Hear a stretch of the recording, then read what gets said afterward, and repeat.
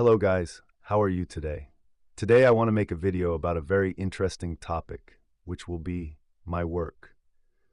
I work in care, and to be precise, I work with different agencies in care homes. That means that I can work in different care homes in a week.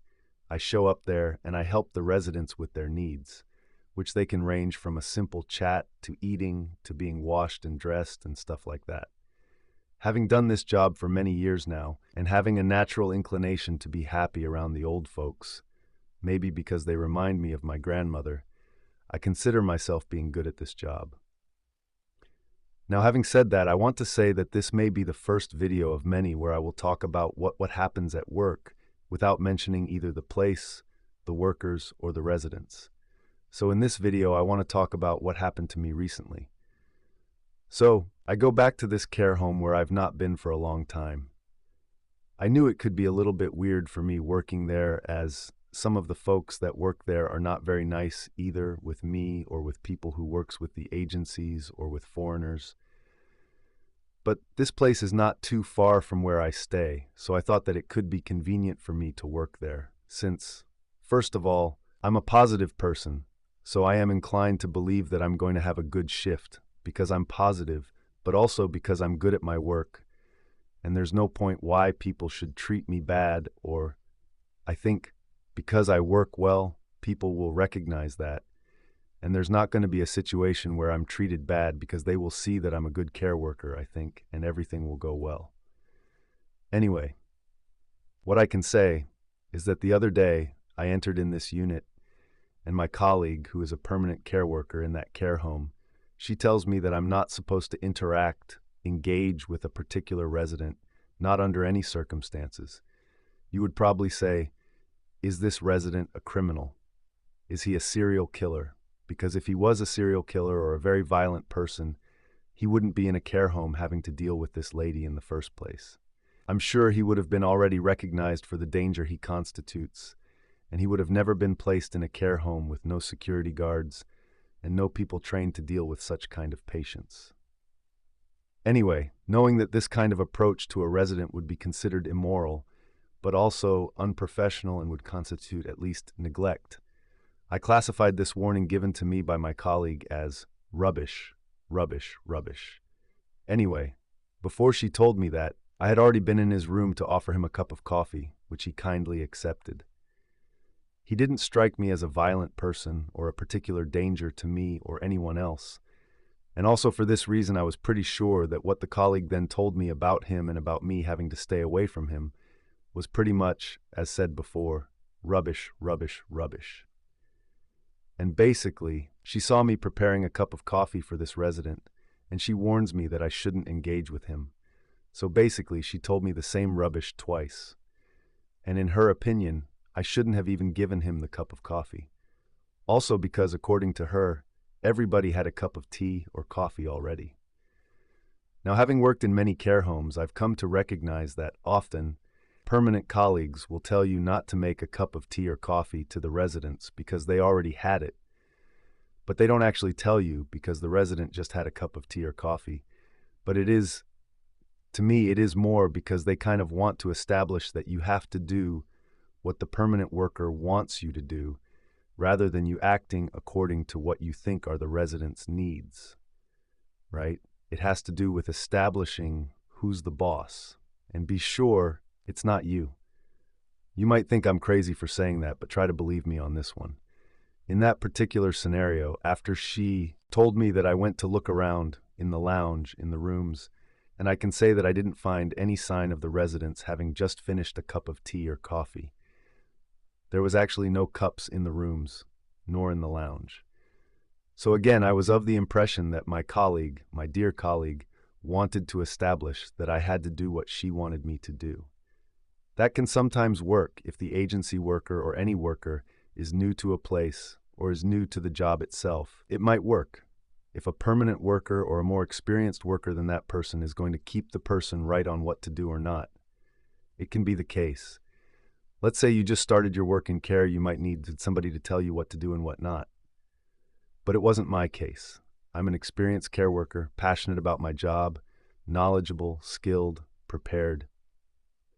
Anyway, Going back to the cup of coffee, I make it and I bring it to my lovely client. After that, my colleague comes to me and tell me that my service is not required anymore in that unit, and I might be more useful in another one. No problem.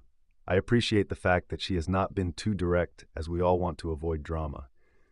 So I go to the other unit and I finish the shift there happily. The next day I go back to the same care home, to the same unit where the dangerous man was. But was he really? Well, on that day, in that unit, I have been pretty much all the shift alone, by myself. There was a medicator sometimes coming and going for the meds. I could notice that the person had dementia, and he was a little bit confused and upset about the fact, and he was there. Sometimes he would emit some kind of short shouting, and that was the worst that you could get from him. A little bit of shouting, like sporadic, very short shouting. That's it. I might have had a limited experience of that particular resident, but would you agree with me that the treatment reserved to that resident in that care home, of neglecting him just on the basis of a little bit of shouting here and there, a little bit of obsessive questioning about his presence in the care home, which he could not accept, that happens a lot, really, in care homes. Most of the residents don't like to be in a care home. Would you agree with me on the fact that neglecting, ignoring that man was a behavior that a care worker should never adopt unless the carer find themselves in a situation where they could be badly hurt? But that scenario wouldn't generally happen in a residential care home like the one where I was. There are literally no people that make you want to run for your life or to hide yourself from them. And also, we are not talking here of a specific situation, but it was made clear from the start of the shift to me that I could not engage with him in any circumstances. That was institutional neglect, abuse. Ignoring a resident, you will not find this in any training for care workers.